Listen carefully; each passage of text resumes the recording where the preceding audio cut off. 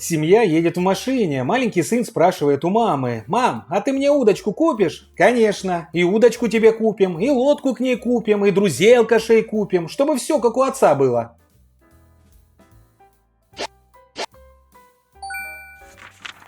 Приходит мужик к архангелу, женат был 3 раза, в ад. Почему в ад? Те, кто по одному разу в рай, а меня в ад? Рай для мучеников, а не для идиотов.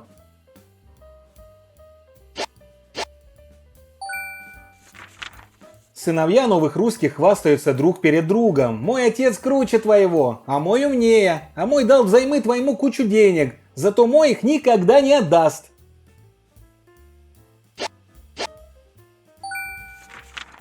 Разговаривают две подруги. Прикинь, я пока в метро ехала, похудела на 133 грамма. Откуда такая точность? Айфон стырили.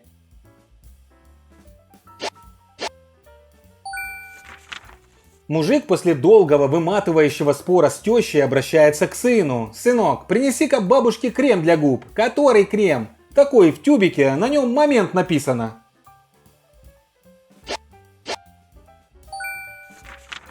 Звонок мужу. «Алло, дорогой, заберешь меня?» «Нет». «Почему?» «Ну ты же вчера купила суперудобные туфли на каблуке 15 сантиметров, которые вообще не чувствуются. Вот и иди теперь пешком. И главное, от бедра, дорогая, от бедра».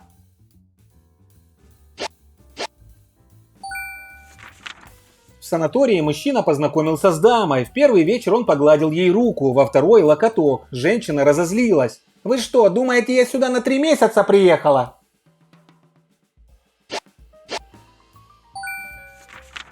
В Продмаге у вас есть сыр Рокфор? А что это такое? Сыр с плесенью. Сыра нет, но есть колбаса Рокфор, беляши Рокфор, селедка Рокфор.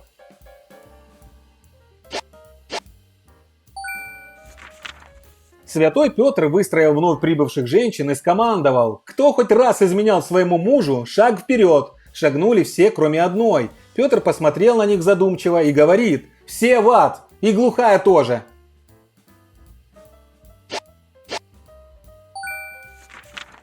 На корабле громкий стук в каюту капитана. Капитан открывает дверь, и в каюту залетает потрепанная помятая буфетчица и орет: «Елки-палки, боцман, зараза, мне сказал, что, тарарам, надвигается шторм. Ну и что? Ну и я, как последняя дура, дала привязать себя к мачте».